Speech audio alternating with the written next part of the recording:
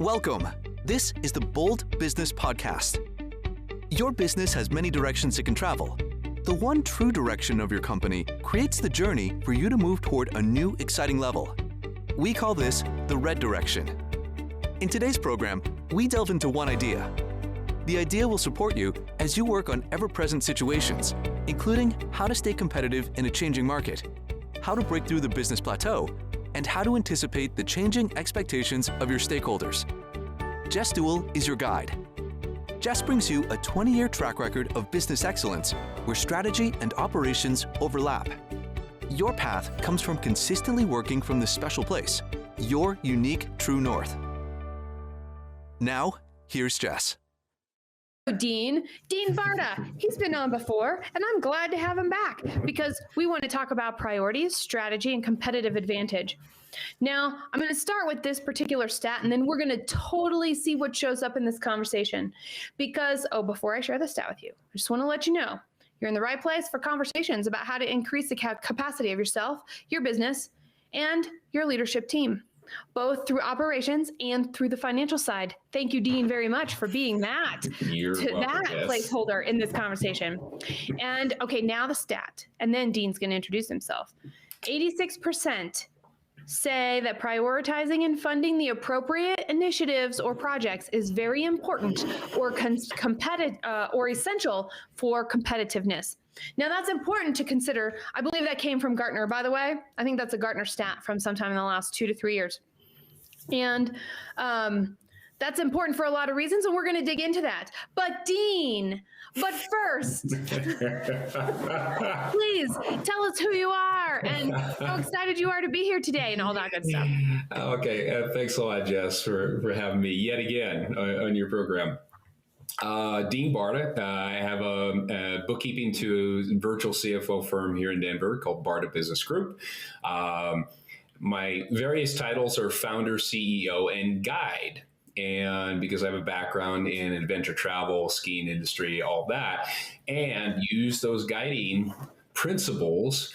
Anybody on my team that's working with you are really accounting guides, not bookkeeper, controller, CFO, because that's what we're here to do. And I really enjoy guiding myself. I like guiding as well as helping business owners out. So that's why we're here. Awesome. And I'm your host, Jess Dewell. And part of that Bold Business Podcast goodness is also that I'm a strategic business advisor.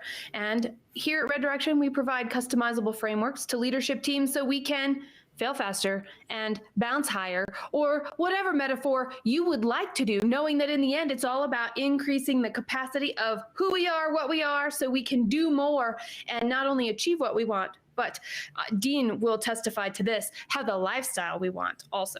Absolutely. You got to have a life too. So in addition to your business. So cheers to that. That's right. Could be like a new puppy. Speaking of, how's the pup? On the 31st of this month, will be her 1-year birthday. So yeah, she's growing, active, healthy, all the things you'd like to have in any puppy. So, and loves the snow. I think she would live in snow 365 days a year. So isn't that amazing? My little dog is 2.5 now, and he hates the snow. he sees it out there and he's like, how much trouble am I going to get in if I just go right here? You can actually see it on his little doggy face. And I'm like, get outside. So small things in life. But, when we know where our strengths are and we know where they're not, that means that we can actually be working together better, whether we're dogs or dog lovers or dog owners or colleagues. Yeah, even dogs have priorities, okay? They have certain strategies as well. So we should be doing better than they have. Right, exactly. Okay, so how about thank you for that. I always like to do a quick check-in and see just, how things are, what's been going on, all that good stuff. Is there anything else, how things are, what's been going on? You just always, never a dull moment in business. So, working with, great new clients and, really solving problems out there, it's fun for me. So, relieving people's pain, if you will. So, Yeah, here, I love the snow that's on the trees, and I'm glad that it's not sticking to the roads. That's really where I'm at, Dean. And a good cup of tea. This one, I think it's elderberry. It's red. I think it's an elderberry tea, which is kind of a fun one to have in the afternoon sometimes.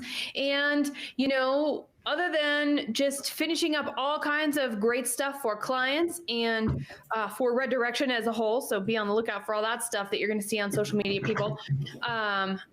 I am just really glad. I love the fact that we're doing this on a Monday. I love the fact that it's in the afternoon. It's kind of a different time. We'll get to see who, what, where, all of that other wonderful good stuff.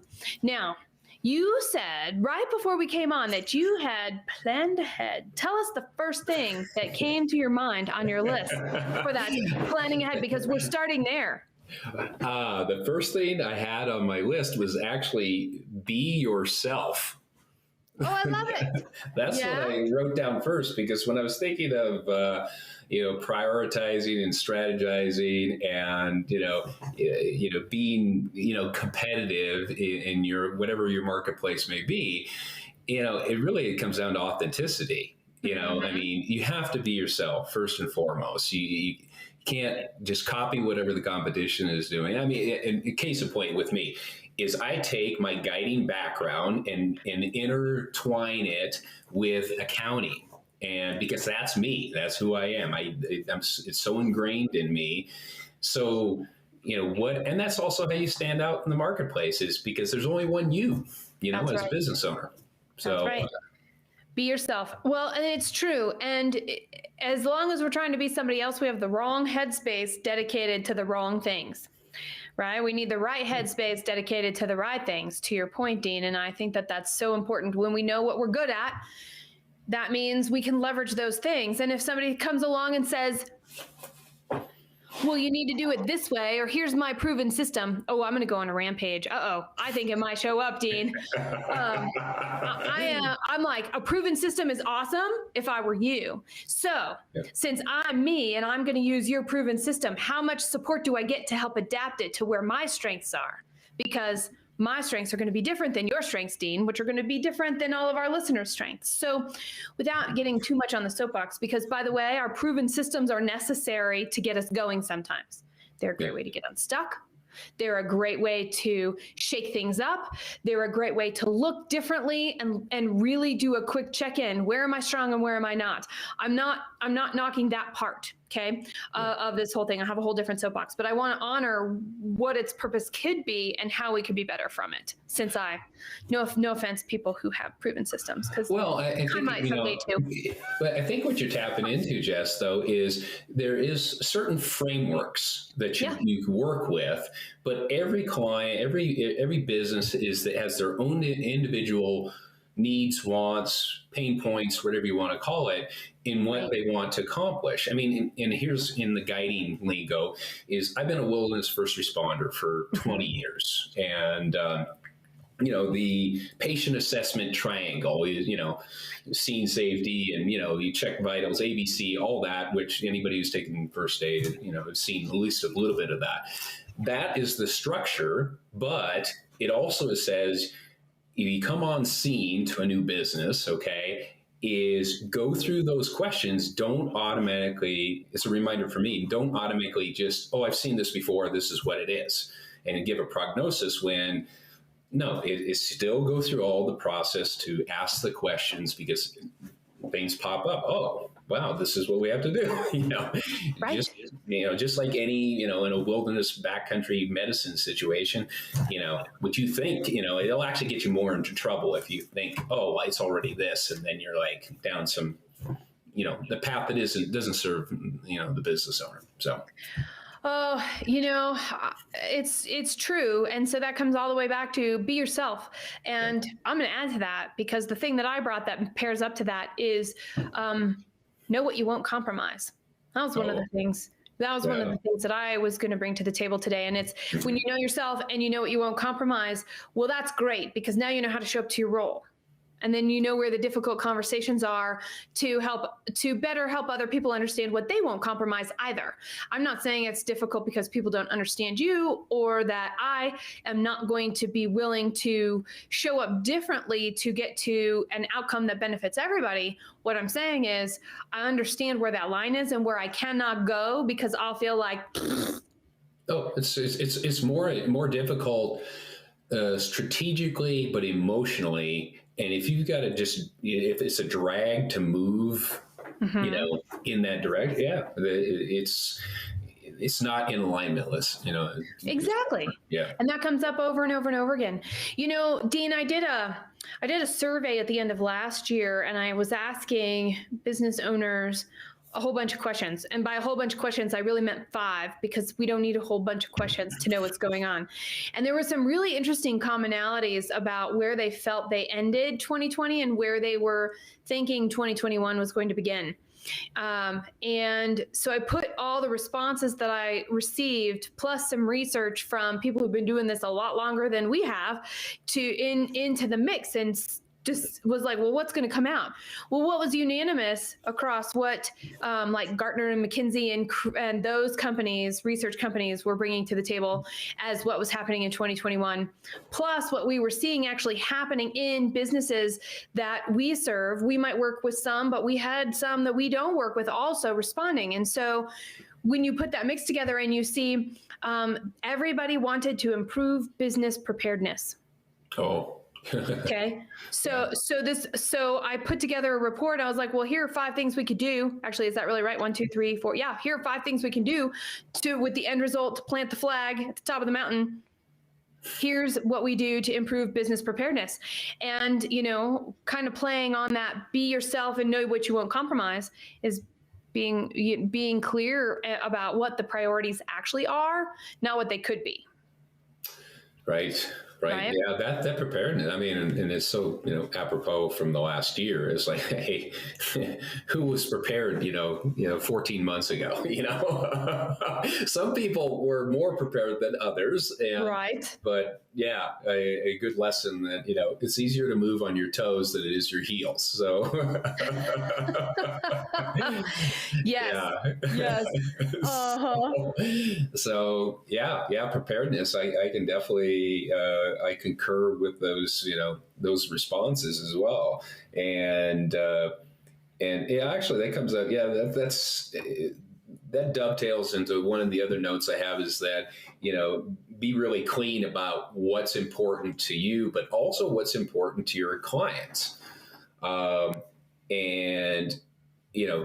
I can, push in a certain direction when it comes to strategy, but that's important to me. But if that doesn't really hold value for the client, then that's, once again, it's out of alignment there.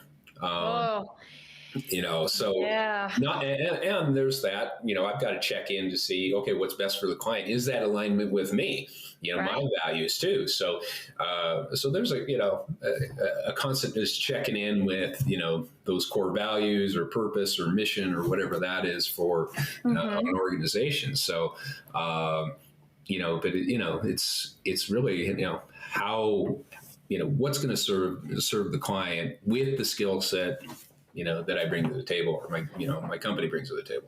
There are a lot of companies I'm working with that right now that have spread themselves too thin over the years. I do this, I do that, I do this. Could you also do that since you do all this other stuff for me? And the answer is typically, of course we can. Even though we're not necessarily the expert in it, we take it on because we already have that relationship. And how about a little extra revenue? Mm-hmm. The thing is, when you end up doing that and you end up with all of these products or services that don't sell well, none of them are like outpacing the others, then it's almost like an internal competitive landscape of the race to the bottom. How do you give that product or service enough attention? How do you decide to put it on the chopping block? How do you decide what are the things that are really important and do you even need it anymore? To your point about what do the customers want? Because So part of the vision, mission, values, and how we do work and what our strategic goal is for right now, hopefully includes is knowledge of when customers outgrow us. Mm-hmm. Isn't that interesting? And based off of their needs, they might not, outgrow could be, we just don't serve their need anymore. Not that there was some sort of a progression that exited them into something else. And were we trying to grow with them or not? It's, well, when do they outgrow us? What does that look like? And so I find that fascinating. Have you ever encountered companies like that they waited a little too long or were a little too, they had too many products and not enough revenue for said products? Yeah. Actually, I was in a company where we were an adventure travel company, and we had a line of business. We had started as this is out of Boulder. One of our line of business was mountain biking only trips. Yeah. Okay? And hey, been an avid mountain biker for 25, 30 years. And I'm the one that cut the program because I said, hey, you have these other lines of business that are much more profitable. And we were spreading ourselves too thin to an area that was really a fraction. It was like 10% of our business. And it wasn't a popular decision, but it was the right decision to focus on these other two lines of businesses that are much stronger, bigger, client base. And we still had mountain biking as part of one of those lines of business. So it wasn't like we, did away with it entirely. It just wasn't, we got rid of a program that just wasn't, it wasn't part of our mainstream anymore. It probably was early on when the company was first developed, but it wasn't when we, in that period of time. Yeah. And so, we got rid of it. And it's, it can be hard decisions because wow, we've had this for a long time, but once again, we looked at what is our main, clients, how can we best serve and we were being authentic about that. And sometimes, those changes can be painful, but we also became a much more profitable company because of it too. That's the key. So, right there. We became a much more profitable company because of that. And I feel really strongly about that. And I will tell you, there are things that are on what we do at Red Direction that probably should go. And in fact, some have already gone. And that first round of, here's what we're just not going to do anymore. We're not going to talk about it. We're not going to do it. We're going to really hone in and focus. And I think about that in relationship to what you're saying, because there is a trueness to it, which ties back into our first point, be yourself and know what you won't compromise. And then into the second one, where we're talking about setting priorities and what the customers actually need. Because if all we do is keep our nose to the grindstone and we don't take a look at what's happening to companies, what are our clients' needs, how are they changing? And I will tell you, there seems to be, and this is my sense, Dean, you can tell me if you sense differently. But it seems like business to business and business to consumer are farther apart than they ever have been before in terms of approaches and the actual need and how interaction must occur. I think there was always a little bit of a blend, but it seems like as we're going through this year and as we're going to go into the future, that there's a bigger break, and we got to know who is our customer, and is it a business also serving consumers, or is it the end user? Are we part of a chain somewhere? Because I think we can forget what our role actually is in a bigger picture in a business to business environment. Or even business to consumer. I guess both would fit. Yeah, I think, I think there is, definitely some delineation between that. And it brought me, I think, I don't have any personal experience, but just overall, I'd say yes, because, if my business was serving, business to general public, let's say, I mean, it's just a much different approach to it and all that versus, I'm here serving businesses, okay, which, are serving clients, in different ways, whether it's products or services, but, but their needs are different because they, these types of businesses that both, you and I focus on and work with, they're like, how can we strategize and make our operation better for ourselves and for our clients? So it's almost a twofold, because, we're helping them with two different things, or to target two different things, their own company and, their end user customer. So isn't that interesting?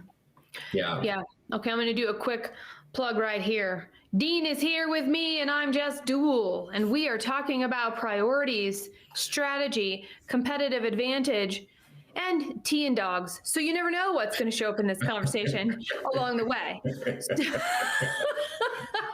You can post, you can post your dog photos if you want. That's right. That's exactly right. I'm telling you. All right. Whether it's and what's actually in your cup in the afternoon, I'm kind of excited about that. And I know it's always 5 o'clock somewhere, so that could get exciting and fun too. So anyway, what we were talking about, we have been talking about on this live stream about we've been talking generally, and I want to get right down to it. I want to get right down to, well, if I had to choose something to go forward with when I'm thinking about priorities, strategy, and competitive advantage, what would that be? And I'm going to set the stage this way.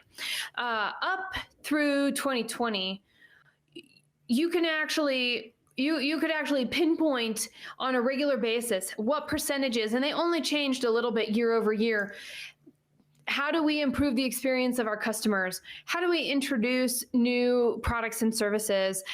How do we get more reach in the markets that we already have? How do we find and retain talent, right? Those are things that have had, over the years, have had these very, very, very, very specific stats and information that people have tracked. And it's almost like it was incremental. If I focus on these things and they stay our things, well, we're probably good because everybody else is doing them too. But here's the thing, and you actually brought up one of these already, Dean. The thing is that from now, where we're at today in 2021 and into the foreseeable future, are those still important? Of course. But they're not going to be as important as focusing on e-commerce and getting to the customer, whether it's a business or whether it's a consumer, in the ways that they actually need and want to be able to work today, which is drastically different on so many levels. Another one is being able to stay connected while we work remotely and being able to move at some point back and forth between physical togetherness and working remotely. And how do you stay connected in that? There's always been dispersed teams and there's always been in-person teams, but there's never been a hybrid that we get to work with today. And I'll pick one more, that the need to embrace change quickly is more important than ever before. And when we're thinking about priorities and we're thinking about our strategy, how one of those things that's now starting to show up and bubble up is, well, how adaptable are we? How quick could we respond? What is our actual downtime? Is there going to be a break in our control or out of our control? And exactly where are those as we go along? Right. And we've mentioned this before. We've talked about this before about, the flexibility, what you're talking about adapting is, and my stance, I really don't like the word pivot because of me neither. Yeah, because it's like, when I think of it, I actually think of more like the turret on a tank. Okay. Right. It pivots and you're shooting this way, right? So a pivot, all it does is you're not really changing. You just move it in a different direction, but you haven't really changed. It's not really flexible. And what successful businesses have done in the last, 12, 13 months is they've been flexible about, okay, how do we need to flex to still serve our clients and still say serve great food? And, if you're a restaurant, how do you do all that instead of, no, we're a sit down restaurant. This is the way we do things. And, yes. If we don't, then we're, and, a lot of businesses closed out of choice. Some of them closed out of choice just to say, no, that we're not going to flex to, pick up and take out and all that other stuff. And they just said, we'll just open again when all this is over. So, I mean, that's authentic to them, to approach it that way. But some, just couldn't flex, to meet those, demands of their businesses and, and what their clients needed. And the other point you mentioned too is this hybrid, of, hey, remote and not, and how do we flex with that? But it's also, it still comes down whether you're in person with clients or your own team, or remote, is you still have to have a connection even on a personal level. And even, about 11 months ago, as I was telling clients at the time, when you have a phone call with one of your clients, ask them how they're doing, and do this, this is all through last summer, fall, winter, make it more personal than it's just about business, because, and I said, be authentic about it. Okay. Don't, this is not I'm always going to ask them about this. And probably because I do that, because that's just who I am. I'm like, hey, how's your puppy? How's your kids? How are your parents doing in the nursing home? And, and that has proven to be, I think, at least in my experiences, people are like, they remember that personal connection. And whether it's with employees or customers alike, that, they remember how, when things are dark, from the economy or even on a personal side, it's like, hey, someone cared, even though it's, business is business. So, I mean, you probably have had, some examples of that working, say in the last year. Mm-hmm. Yes. Right here at home at Red Direction. Yeah. Yeah. I mean, there's a lot of, and we're a dispersed team already, right? So nobody is in the same place, and it works out pretty well for us. But what we had to deal with, and to some extent, we're still trying to figure this out. When we're working wherever we're working, and now, even though we're not in the same physical place across different states, if we weren't working at home, but we now are, and the other adults in the house are working at home instead of wherever they were, if they were working at all, because sometimes they weren't working. And then if there were kids, or if there are aging parents in the house and all of their needs, all of a sudden we went from a dispersed team to a dispersed team with a whole bunch of family and people all under the same roof that required attention too. So work time did not look the same as work time had in the past. And it's not going to. And it's crazy how we're still, with the launch of the podcast this season, how bumpy it is, even though we have a process, even though we have steps to follow, even though we know what the dates are. All of that stuff has been extra bumpy because of the new situation that we're in. And so I'm holding the space of course it's bumpy because it's our first one in this season 4. And behind the scenes, I'm really recognizing that's okay, because we all are showing up to this differently than we did when we closed out the season 3, even though it was in December, only 3 months ago. We were able to hang on and get through. But then when we had the space to let things settle a little, it does look different today. And so glad to have steps, glad to have a process. To your point about frameworks, if we didn't have a framework to adapt and to flex, makes me think of, I think the B-2 bombers are like this, right? The stealth bombers, that they actually have spaces in them. I've seen them, really up close in person, but I can't remember exactly, that have spaces in them. So, and the SR-71, I think, might have been like this too, because they go so high up into the atmosphere that the pressure and all the other stuff that happens once you're way up in the atmosphere actually pushes the metal pieces together, and you don't want it to be like little mountains when you come back down. That would destroy the plane, right? So you need to have that space in there. And when you were talking about tanks, that's actually what was popping into my head, was planes.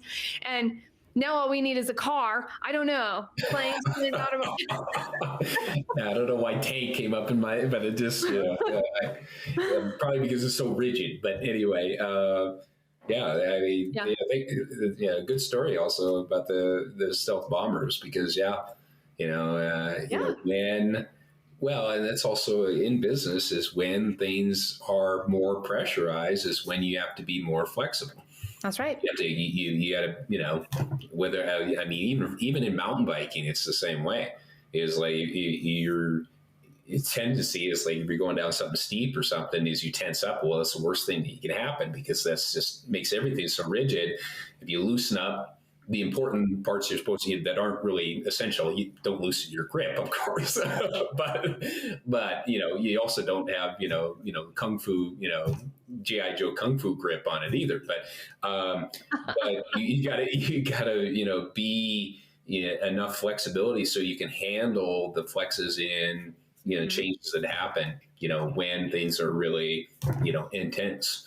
And that's probably a whole other new podcast, just running into emotional intelligence too. But just a little. Well, I think it's huge because, and I guess today you're right, it could be its own thing. And of course we touched on it because it's a part of this bigger picture, all of these moving parts, and we expect the parts to always work, and because business has always been a certain way. Well, and it's just different now. And that ability to understand, to your point about first aid in the wilderness, it makes me think of a story about my dad. I drove this little car. I think it was a Plymouth Rabbit. Was that a thing? It was this little VW Rabbit, yeah. Yeah, okay, then it was a Plymouth, so it was something else. Oh, it's like a Plymouth Horizon. It was about the same size car, early 80s or something like that. Exactly, and this was like, it didn't have any paint on it anymore, okay? Yeah, those were the disposable cars of the 1980s. Yeah, so. And it was a little stick shift, and I carried a pocket knife in the glove box because the carburetor would always overfill or whatever it is. It's been a long time since I've done this. Yeah. Thank you. The thingy that was in the thingy that flooded prevented the engine from turning on. So I had a pocket knife to leave the thing open so that the stuff could drain and I could get my car to turn on. Okay. So this was a little trick that I just had wherever I was happening to be. Now you know my age, right? 16, 17. And I remember my dad, something was off with the timing, and my dad was a mechanic in one of his former careers, and pulled out these tools we had in the garage. It's also the coolest garage I've ever had. We have anything you need in there, we could have found in there. He replaced, he actually might have replaced the thingy that was flooding, the little flipper deal that's on this little part of the, boy, people who know cars, I apologize. I don't know what it's called, but I know exactly what you're talking about on the carburetor. Got this thing, and it was basically broken or cracked or something, and it was part of the problem that I had to stick this pocket knife in there to hold it open so that my car could start. And by the way, this car's name was Fred. And Fred, so one Saturday, he was like, okay, I'm ready to do this. My dad says, I'm ready to do this. And I'm like, what are we doing? He goes, just follow me. We're going to work on Fred. And I'm like, okay. So we go out and pull it into the garage because it was nasty weather in Kansas that particular spring day. And he takes it apart and he holds it up and he goes, I need one of these. And then he's looking around our garage for this random part. Okay. Talk about flexing. We don't have one. We don't have one of those, but you know what he has? He has scrap metal. And this scrap metal, we had all the right tools to be able to heat and shape and cut this scrap metal into this little flipper doodle thingy to be able to put back into this carburetor to be able to close the thing. And I didn't have to use the pocket knife anymore. So how cool is it that we probably, that's a really long story, I know, but we have this concept of, if we take the time to really know what we have, if we take the time to understand what the exact problem actually is, then we can actually look around for what we have and see if we can fashion the right part, even if it's not inherently the part that came out of the box for it. Well, that's what makes you a good strategist and consultant, because you come by naturally. I mean, you should tell that story more often to clients. You like that? Well, right, because you learned at a young age from your father is like, hey, if this is what we have to work with, then this is what we have to work with, and it's very similar. I was tracking with the whole story because I grew up on a farm, and you were 30 miles from the nearest, parts store. So, that's, sometimes you have just to fashion stuff out, and, there's some creativity involved and all that. But, you could probably fashion it faster than it takes to go pick up that part, or even if the part is even in there, so, you're available. So, and when you need it, you need it. So, you've got some good, real world lessons to apply with your clients. Totally happened on a regular basis. Something every weekend came out of that garage. Sometimes unexpected like that. That's my favorite story because it's the one where I got to learn a little. You can tell I retained it real well. I learned about my car. I did all these other things. But so let's take that and let's put it here today. Mm-hmm. My dad would still have the stuff in his shop to do and work on a car like that. But I don't know how many of us, even my dad, has had to give up working on his new cars because there are things, they're all computerized. And so there are elements of stuff that work differently because technology has evolved. And there was a point where, where there's only so much you can do on your own now. And unless you learned all of that. And I'll be real, that's actually something. Do you want to go learn about that part of cars? In my story, the answer was no. I'm going to take it to a mechanic and I'm going to make real good friends with the mechanic. Fred is somebody's flower pot somewhere now these days. I have no doubt. That's all he was really good for when I drove him. But to the point of what you were saying about fashioning, we also have to know where our skills end, so we know if we need a solution, we can come plug it in so that we can stay on priority. And that's where people like you and me come in, Dean, right? You want to be able to plug us in and then unplug us and plug us in and unplug us so that we can really be strategically helping you keep on priority to have that competitive advantage. Otherwise, when the car dies and you run out of scrap metal in the garage, you're not going to be able to do anything anymore. Well, because none of us, whether personally or with our business, we don't have a perfect 2020 vision into our own companies or into ourselves. That's why, people, you reach out to people who can give that honest, authentic insight, and they've got to be really, skilled at what they're doing. Okay.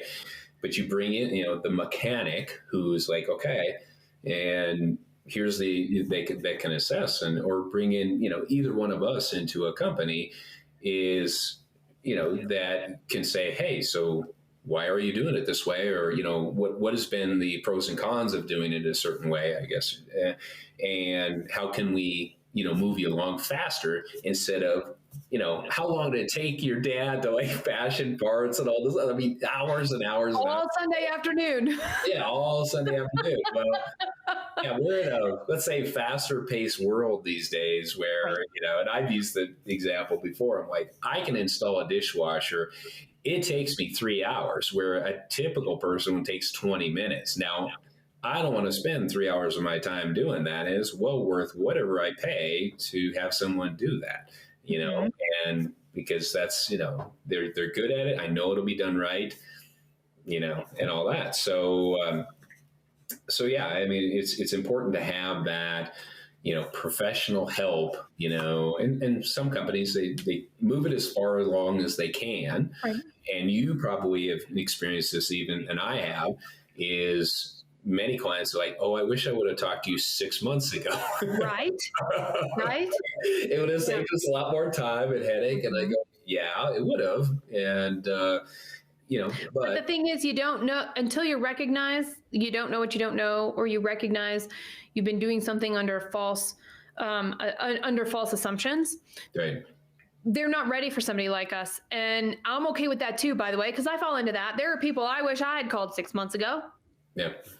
And to my point, I thought I had what I needed. I had to go down that path. I had to do some of these things. And well, the good news is once is enough for me. I've learned my lesson. Right. Dean, right? Like the dishwasher, I'm with you. Yeah. I did that once. And I'm like, no, And no, it never leaked. Okay. All that, but I will not do it again. I was like, no. Right. Right. Well, and I love that we get to specialize too, because to the point of there's an element of being resourceful and compared to being a person of all trades, if you will. And I wonder, that might have to be a whole conversation. Ooh, that's like really exciting in my brain. And of course it's happening toward the end of our conversation, but it's this concept. Maybe this is part of it when we're talking about our competitive advantage. Where is it important to stop being resourceful and bring in other knowledge for whatever reason? Mm-hmm. Yeah. It's when is that decision point? And we could probably, not to put us both on the spot, but, there's probably three main indicators is on when that decision point happens, and we can definitely save that for a different, Sounds like you have them. You have three? I just, like I said, I put both of us on the spot on this. Oh, okay. Got it. I was like, really? You have three already? Yeah. So what was the thing? It was resourceful versus, almost versus, it's not wasted time. Well, right. I said it before and I've lost it. So I'll have to catch it on the other side, but that's okay. I mean, it's I look at it. So for me, it's more of an emotional side where it's like, when does it become really frustrating? Because sometimes, when you try to do it yourself, there's an excitement to it. It's like, okay, let's figure this out. And then you get to this tipping point where it's like, no, this is arduous and we're not going anywhere. And when do we decide that we're, it'd be like finding your dad, continue to find a part. And it's like, oh, there's something that he keeps digging in drawers or whatever to find what, there's a point. It's like, no, this is unproductive. Mm-hmm. And it is for either the person or the team that's working on this to say, okay, this is unproductive. We got to bring in, someone who's can get us through this more efficiently, Right. And that outside set of eyes is almost always it in some form or fashion. I'll tell you what, it could be your best friend. If they don't know your business, I don't recommend that, but it could be just talking out loud to your dog, by the way. I just talk out loud to myself. Find that helps too. What else could it be? It could be just, hey, we're on LinkedIn, we're on YouTube together. Reach out to Dean and ask a question. He'd be glad to answer it. Reach out to me, ask me a question. I'd be glad to answer it, right? And we can find out. Is all you need is a little shape shift? Is all you need is a different perspective? That's what we're here for. And reach out to the other business owners too. It's another great resource. Somebody that may have already been there. Yeah, I have yet to meet a business owner that wouldn't help another business owner because they've been there. Maybe a competitor, probably less likely, but really, you're gonna have 9 out of 10 business owners that will say yes. Please reach out because I've been frustrated like that before, and no one wants to see that pain replicated. Exactly, nobody. Yeah. No. We have some direction we can go. That's exactly right. I'm making notes. We even got a sticky note out of this. All right. So what is something that's on your mind that hasn't been said because it didn't have a place in the conversation, but you're like, it goes here? I mean, the only other thing that we've touched upon it is, I'm a big proponent of single tasking, but that's really more like focus. And you had mentioned about it's not spreading yourself too thin over things that are less important, or sometimes those fringes are just a lot more work for not really, a huge return too. So, but it's, hey, narrow and deep. Well, stay narrow and deep with your business. And, because, here's an old, farm saying, the fox that chases 2 rabbits gets none. So, it's just that's what happens with any business owner, anybody who's trying to, manage and work with all these different lines of businesses or whatever. And, you end up doing not any of them very well. Just focus on what you do well, and be clean about it. And be clean about it. Thanks for joining us. It's time for you to add your experiences to this conversation, your thoughts, your insights. So whether it's on this feed, whether it's on Dean's feed, whether it's someplace else around social media, make sure you share, because that's what it's all about. We get to learn from each other. We also get to learn from when we take the time to learn from each other's experiences and incorporate other information into the way that we work and show up in our roles, the better we will be at flexing, adapting, which directly influences our success reaching our priorities, our success aligning our strategy to daily action, and our competitive success in the marketplace. Thanks for listening. This is Jess Dewell with the Bold Business Podcast. Until next time. Thank you for tuning in and listening to the Bold Business Podcast. If you have learned something from this show that will help you in your business right now, consider what additional impact you can get by subscribing to the Fast Track Your Business program. You owe it to your business to seek out new ways to achieve more while building a resilient and profitable business. Subscribe now. Visit fasttrackyourbusinesstoday.com. Special thanks to the Scott Treatment for technical production.